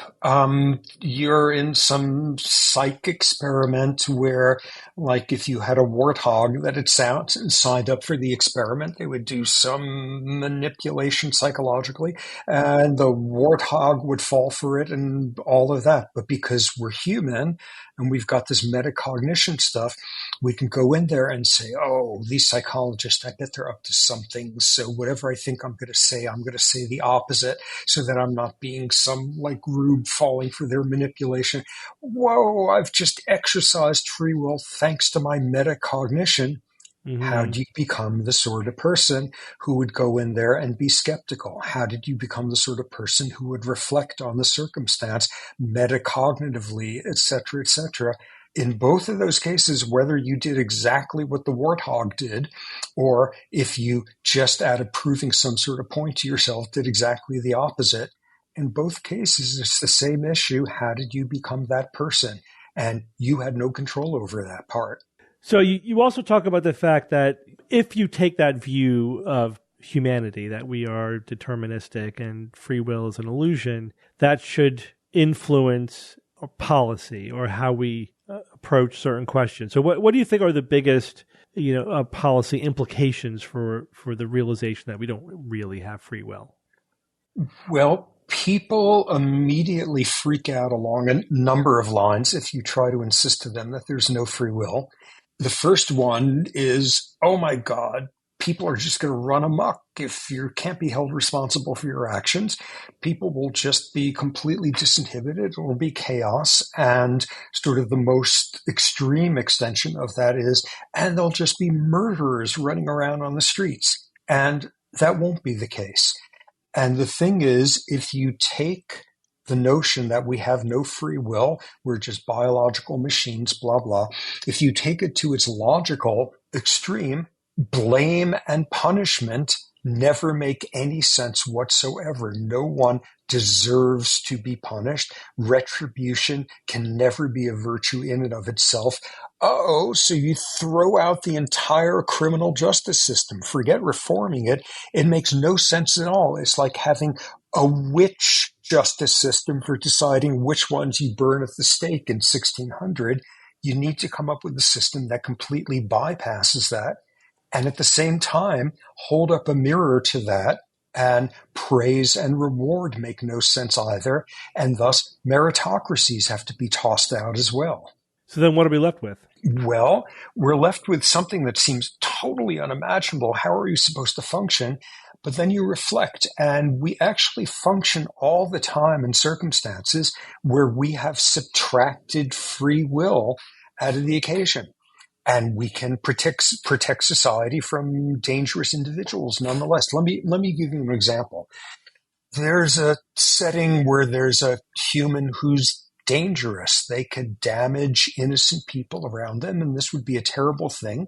And what happens if this is your child and they're sneezing and they have a nose cold? The kindergarten has this rule saying, please, if your child has a nose cold, keep them home until they're feeling better. Whoa, you constrain your child's behavior. You lock them up at home. No, you don't lock them up at home because it does not come with moralizing. You don't say to your kid, because you were sneezing, you can't play with your toys. You don't preach to them. You constrain them just enough so that they are no longer dangerous and not an inch more. And as long as you're at it, you do some research as to what causes nose colds in the first place. And we have a world in which it's so obvious that we have subtracted free will out of that we don't even notice it. Yeah, there's all sorts of realms in which we can reach the conclusion this person wasn't actually responsible for their actions. And nonetheless, we could make a world that is safe from any inadvertent damage that they might do.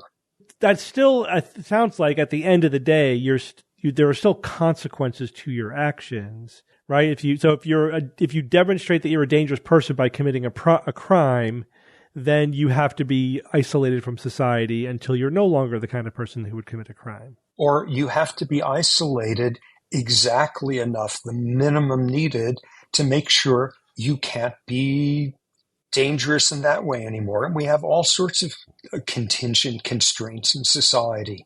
If you have proven that you are dangerous to society because you keep driving drunk, they don't let you drive. They take your license away. You're still allowed to walk around and go into the supermarket and such. They don't need to put you in jail.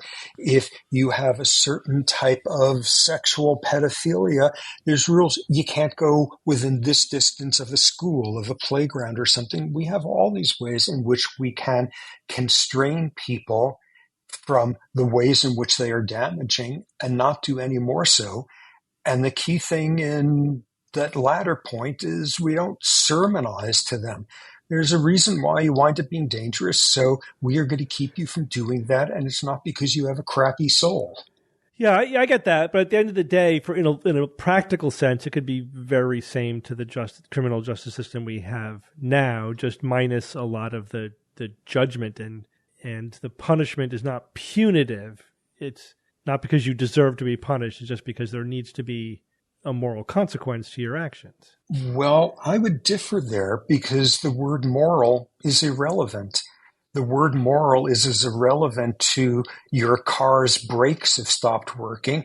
Oh my God, it's going to kill somebody. You can't drive it. You need to constrain it. You need to put it in the garage. But that's not a moral act. You don't feel like you should go in each morning with a sledgehammer and smash the car on the hood because of how dangerous it is to society. You don't preach to it. Morality is completely independent of it. You are trying to do a quarantine model, and the people who think about this the most use public health models for this, and you are not a bad person if you get an infectious disease. And you're not a bad person if circumstances has made you someone who is damaging to those around you. But yeah, make sure people are not damaged by you, but don't preach to you in the process. Well, you could substitute the word ethical, I guess, for moral. It's just a philosophical calculation without any kind of spiritual judgment. Good. Okay.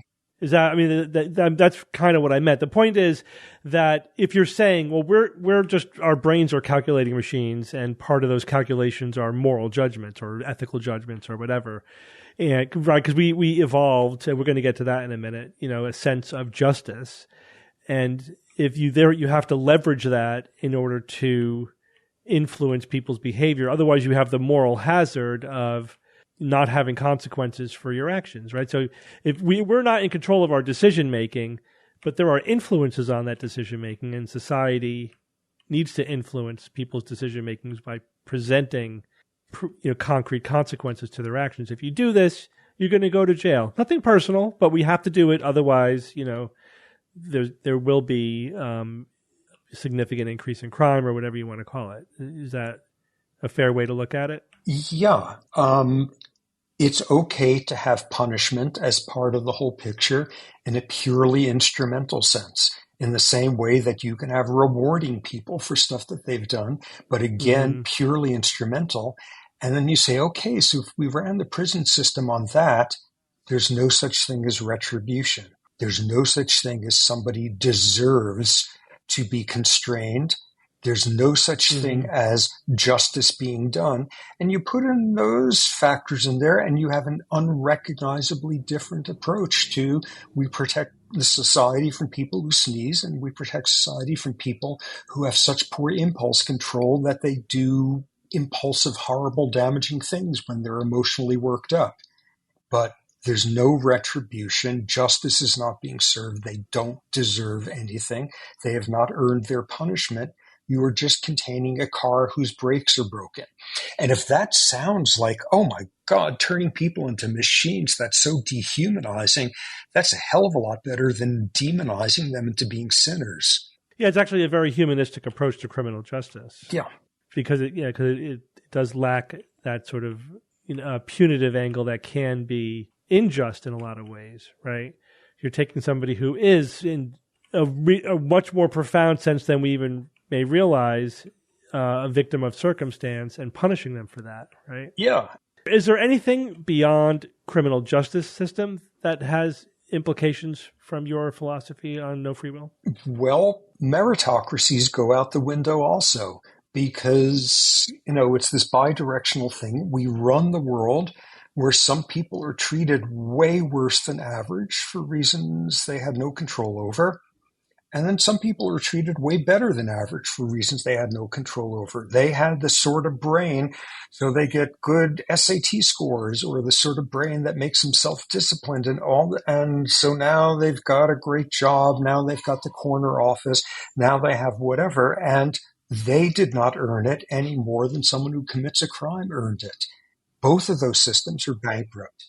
But then you have the same problem. The people will then say, oh my God, if you do that, you're going to have murderers running around the streets. Not necessarily, but now flip to the meritocracy half. You would say, oh my God, you turn out to have a brain tumor and they're just going to pick a random person off the street to do your brain surgery. No, of course not that either. We need to protect society from people who are damaging, and we need to ensure society that competent people are doing difficult things, but you can do it without a realm of this being laden in virtue and moral worth just because somebody turns out to have enough dexterity to do surgery. They should not have a society that reifies them thinking that they are intrinsically a better human, any more than someone in jail should be thinking that they are an intrinsically worse human. Both are mere outcomes of their circumstances. Robert, can I ask you a couple of questions coming from someone who isn't a neurologist? First off, define for me what free will would be if we had it. Okay, this is one that completely pisses off philosophers who argue for free will.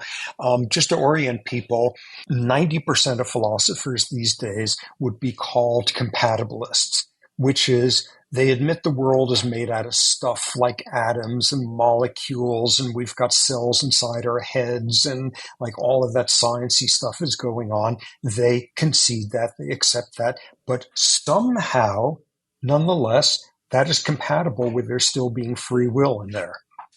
And as such, I would fall into the tiny percentage of people who count as free will incompatibilists. You can't have what we know about how the brain works and free will going hand in hand. So what would count as free will? So somebody does something and you say, well, why did they do that? And it's because these neurons did something half a second before. but it's also because something in the environment in the previous minutes triggered those neurons to do that. And because hormone levels this morning in your bloodstream made this or that part of your brain more or less sensitive to those stimuli. And because in the previous decade you went through trauma or you found God, and that will have changed the way your brain works. And before you know it, you're back to adolescence and childhood and fetal life, which is an amazingly important period of sharing environment with your mother, and then genes, and then even stuff like what your ancestors invented as a culture, because that's going to have majorly influenced the way your mother mothered you within minutes of birth. So if you want to find free will, if you want to prove it's there, take a person that just did something or other and show that that brain did that completely independently of this morning's breakfast and last year's trauma and all the values and conditioning and stuff that went on in adolescence and what your mom's hormone levels were in your bloodstream when you were a fetus and your genes and culture. Show that if you change all of those factors, you still get the exact same behavior. You've just proven free will, and it can't be done. Are you saying we have zero free will, or is there a little bit of it mixed in? You know what I mean? Is it so black and white, or could there be shades of gray here? There's simply no mechanism in there by which you can have a brain doing stuff completely independent of its history, independent of what came before. It is not possible for a brain to be an uncaused cause. And taken to its logical extreme, the only conclusion is, there's no free will whatsoever. Aren't we still thinking things over? I think that when I do something that I really don't want to do, that if I'm ever expressing free will, it's in those moments when, right? Doesn't that make sense in a way? If I'm going to force myself to do something that everything about me. That's just one part of your brain arguing with another part of your brain, though, right? But isn't that kind of an expression of free will? If you are having an internal debate and there are pros and cons and pluses and minuses and all the stuff that it takes for us to make a decision. Not necessarily if you see it from a neurological point of view of, that's just the executive function and your frontal lobe fighting with your limbic system. And exactly. Right. It doesn't rescue you from it being all caused, neurologically. I mean, today is January 17th, and thus we're probably 17 days into the vast majority of people who made New Year's resolutions to have already given them up. And everyone went into it with the same, I'm going to do this differently this year and all. And some people do, and some people don't. And how did somebody become the sort of person who would have the self-discipline to do that? How would someone become the sort of person who first time they were tempted, they went flying off the rails? How did we all differ in that regard also? And it's exactly the part of the brain, and you mentioned just now, the frontal cortex. That's this incredibly interesting part of the brain that makes you do the hard thing when it's the right thing to do. And beginning in your fetal life, every bit of thing that happens around you is influencing how strong of a frontal cortex you're going to have come January 1st, and you're vowing to exercise every day. So is there an evolutionary advantage to believing in free will? Yeah, I think there's an enormous one. And what you can see is in the fact that 90% of philosophers and probably more than 90% of folks out there in general believe there's free will, because it's kind of an unsettling drag to contemplate that we're biological machines. It's very unsettling. And people like to have a sense of agency. People like to think of themselves as captains of their fate. And this plugs into a very distinctive thing about humans. We're the only species that's smart enough to know that everybody you know and love, and you included, are going to die someday. We're the only species that knows that someday the sun is going to go dark. We're the only species that knows that because your neurons in your frontal cortex just did this or that, you carried out this behavior. We're the only species that's capable of having those realities floating around. And some evolutionary biologists have speculated, I think very convincingly, that if you're going to have a species that is as smart as we are, we have to have evolved an enormous capacity for self-deception, for rationalizing away reality. And we're the species that's smart enough that we better be able to deny reality a lot of the time. And in that regard, major depression, clinical depression, one of the greatest ways of informally defining it is depression is a disease of someone who is pathologically unable to rationalize away reality. It's very protective psychologically. And so like cycling back a little bit to like the meritocracy thing, because where I tend to come down is I have to admit, like, there's no metaphysical free will. There is no uncaused cause. We are just the neurons acting out what they do. But don't we have to act as if there is free will to a large extent because, again, of that moral hazard of thinking that there's no consequences? And like even when with meritocracy, you were focusing on talent, but what about hard work? We do want people to be rewarded for hard work so that they'll do it. People will do productive work. If there was no reward for it, we kind of know what those societies look like. It's not one I'd want to live in.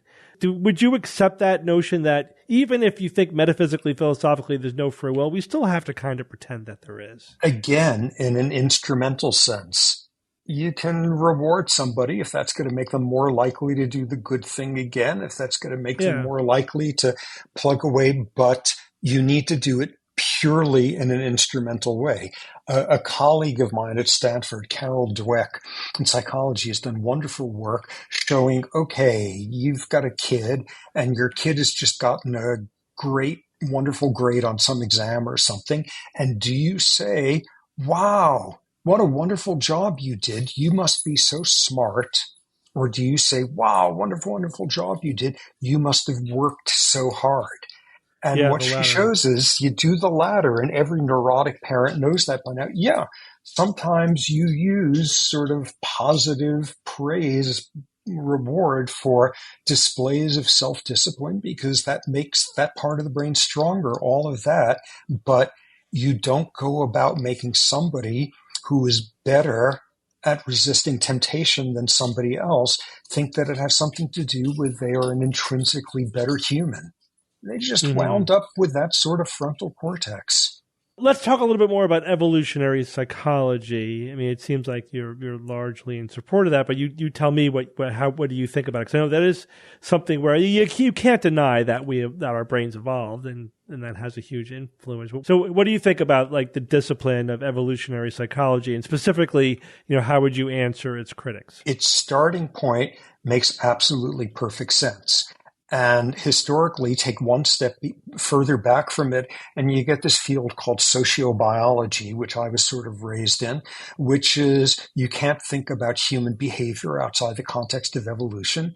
And then it's one step further, and you've got evolutionary psych. You can't think about the human psyche outside the context of evolution. That makes perfect sense, wonderful sense. The trouble is, in both of those disciplines, there's way too much possibility for sort of post hoc, just so stories.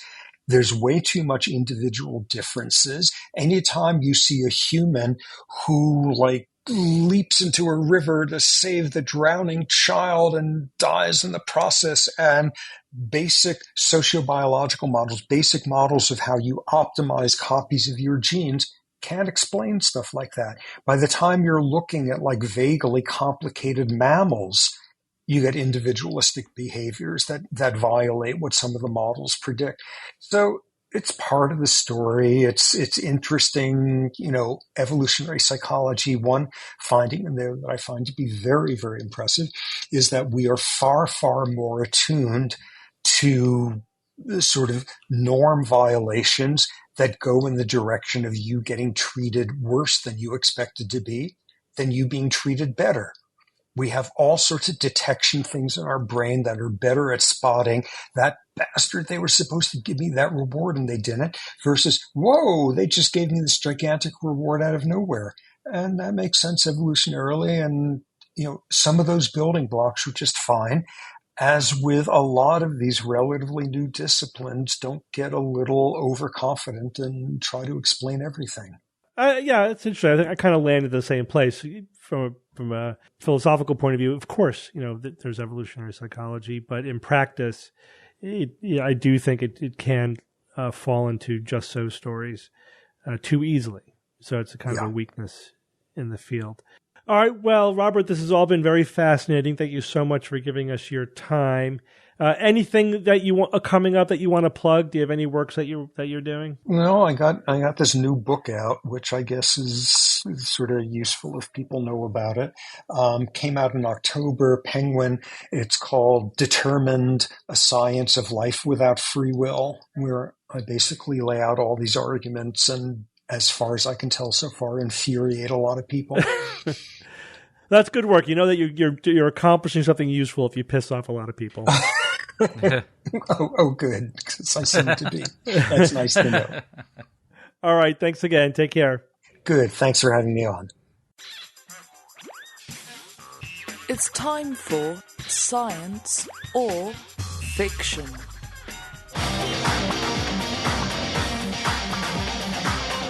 Each week I come up with 3 science news items or facts, 2 real and 1 fake, and I challenge my panelists to tell me which one is the fake. We have a theme this week. It's a mystery theme. All right. Well, you can tell us. I will reveal the theme after you guys all give your answers. Now, we'll see if you can figure it out along the way, but it's not going to be obvious. Okay, here we go. Item number 1.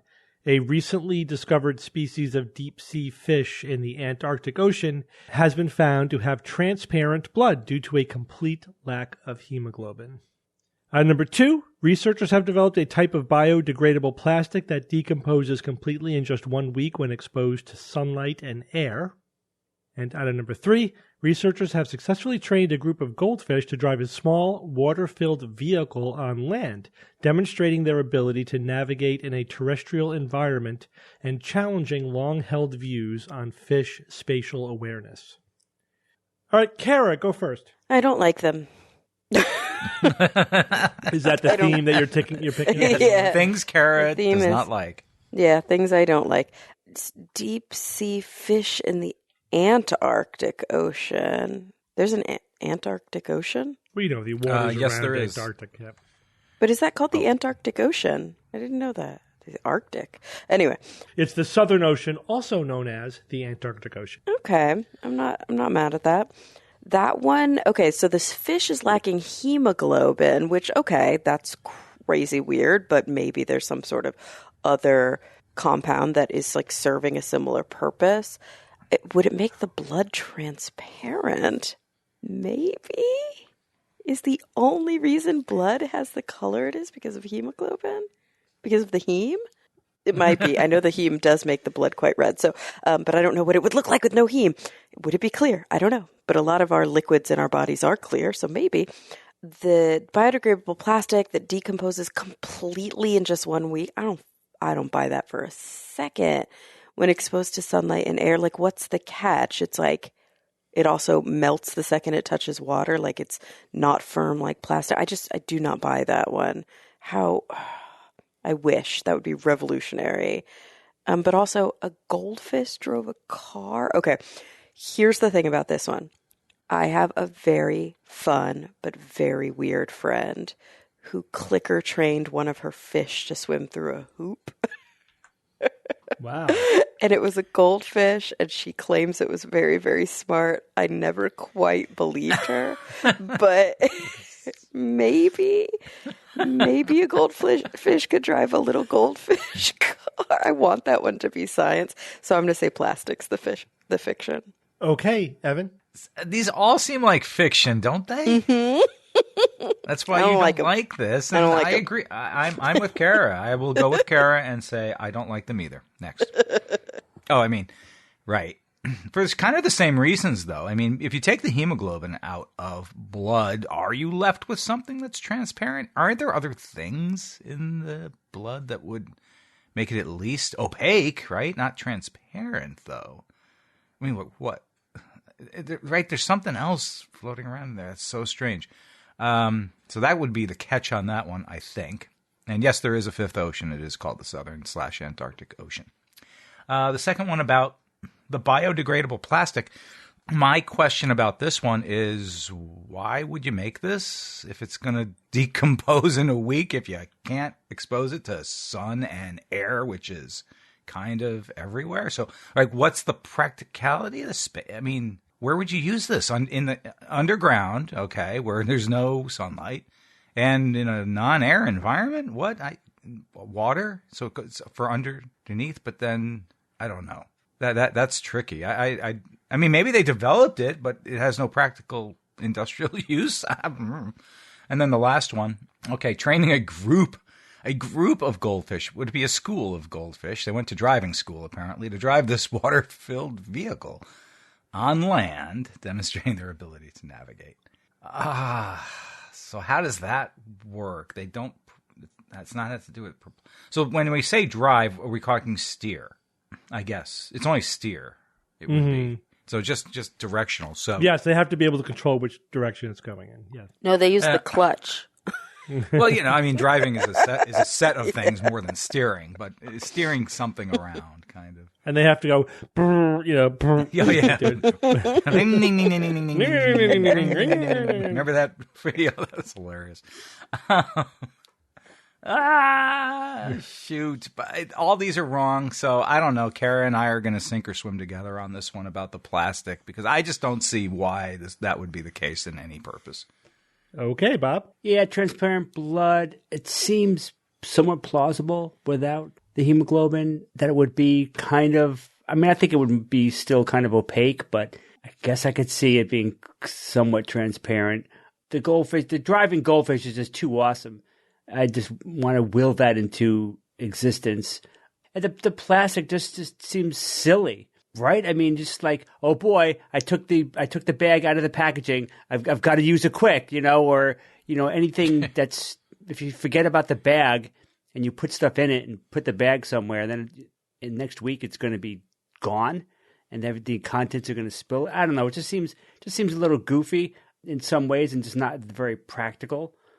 And like, oh, how long has this bag been out? How much time do I have? It's only a day left. I don't know. It just seems a little silly and impractical. So I'll say that's fiction as well.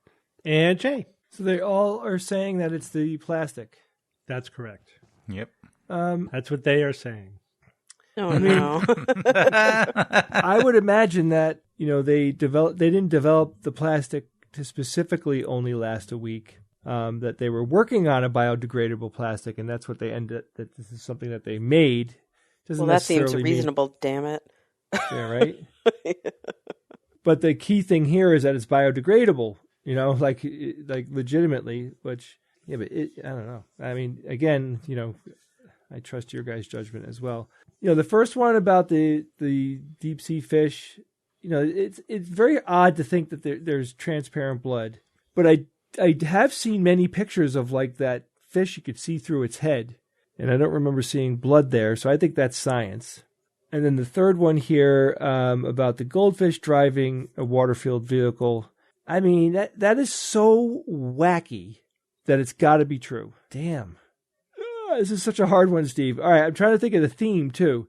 I don't see the theme. Okay, I'm going to go with everybody else. How could I not? I mean, there's something wrong about that 1 week decomposing plastic. Something's not right there. Okay.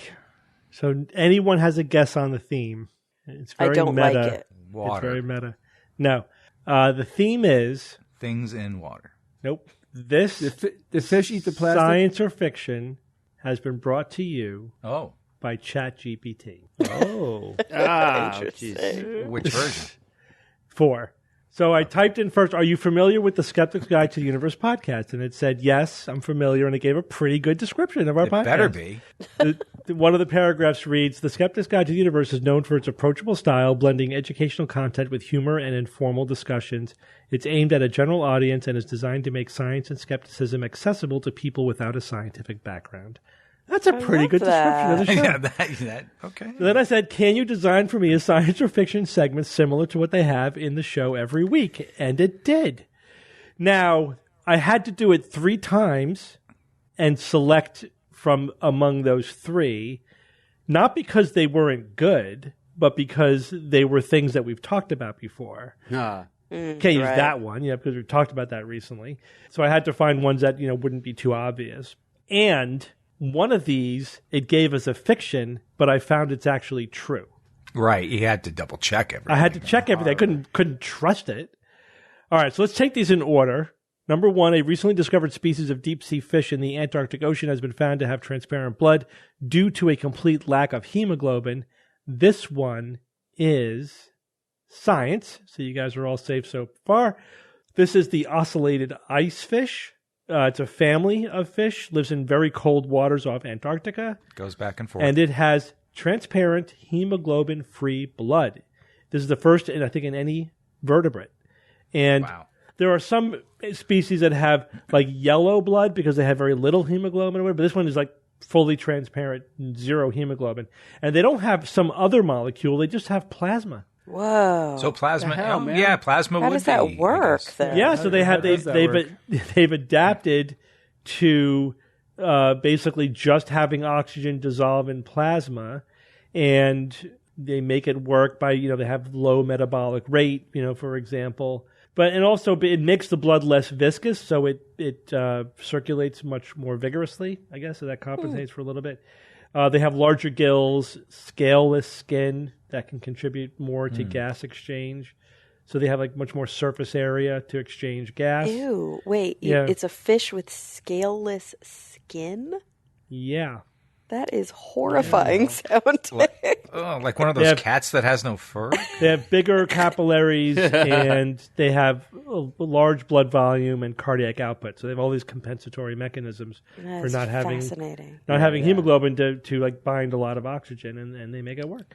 Yeah, so that one is true. So let's go on. Number 2, researchers have developed a type of biodegradable plastic that decomposes completely in just 1 week when exposed to sunlight and air. You guys all think this one is the fiction, and this one is science. Oh, I led you astray. The goldfish. Interestingly, this one ChatGPT gave me as a fiction, so I looked it up. I'm like, dang, there it is. This is actually true.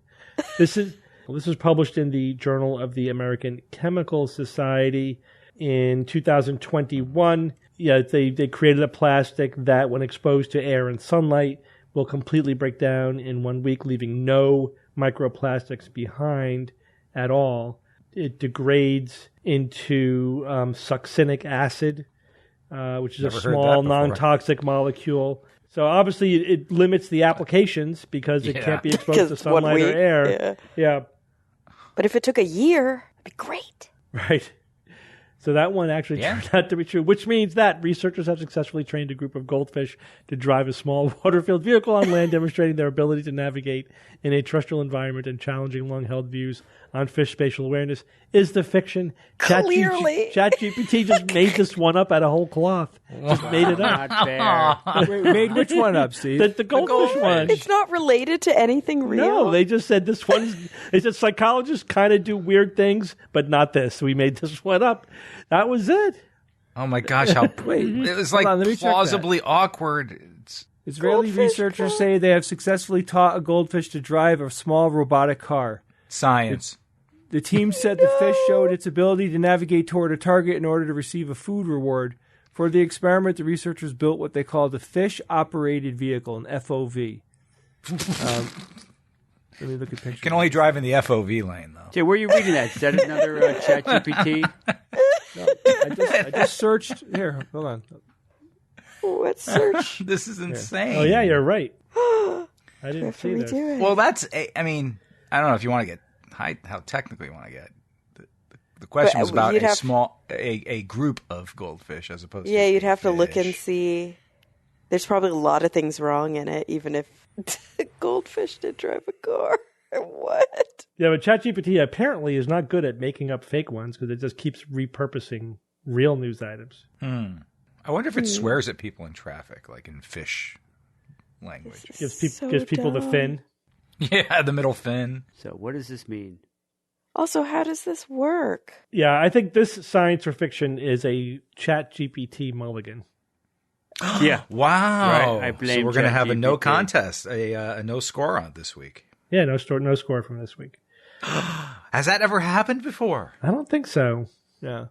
I We're bet you it's witnessing still Skeptics Guide fiction, history but right I now like at this it. moment? Yeah, I'll take it. Oh my gosh. For the first time in approaching 19 full years. Damn you, ChatGPT. And we have been failed by artificial intelligence at the highest level. So ChatGPT failed at science or fiction. Never again. Yes. All right. Well, put it down as like 0 wins and 1 loss for the year. For Yeah. So if this experiment had succeeded, I was going to do this from now on. Just have ChatGPT do science fiction. Steve's so Oh, yeah, okay. You can have Of course. it give you the good ones, and you just make up the fake one. This actually took me just as long because I had to do it multiple times. I had to check every one. Yeah. You know. What you need is a program, Steve, that's optimized for performing the science or fiction function. That's right. I need a science or fiction GPT. Right. Narrow AI. AI to help you with this, Steve. Do you think someone out there could do that? Probably. A listener on their spare time? Mm-hmm. Put in, 5,000 hours of work. All right, Evan, give us a quote. Every great idea is a creative idea. The fact that you're using paint or you're using guitar strings or you're using equations, they're not really very different things. Getting that spirit into the education process, being curious about the world, that is a gift we would love to share. Damian Kulash, lead singer of OK Go. Oh, I love OK Go. I love OK Go. I'm on a big OK Go kick. They're rock, lately. but they're like very happy pop rock. I don't know how to describe them. They started out as kind of pop punk alternative, and they've the treadmill videos. What country are they from?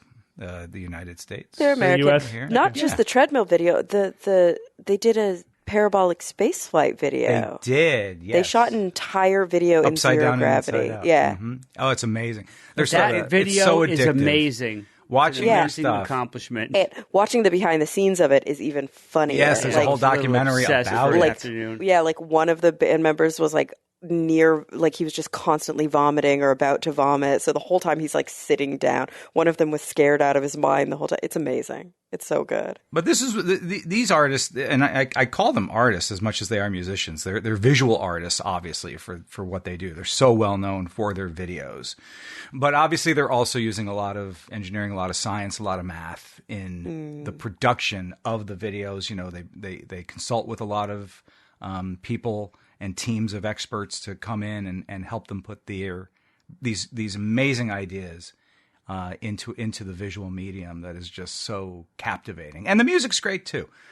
So they're very pro-science, and love Damian Kulash and everyone at OK Go. All right, well, thank you all for joining me this week. Thanks, Thanks, man. Steve. Thank you, Steve. And until next week, this is your Skeptic's Guide to the Universe.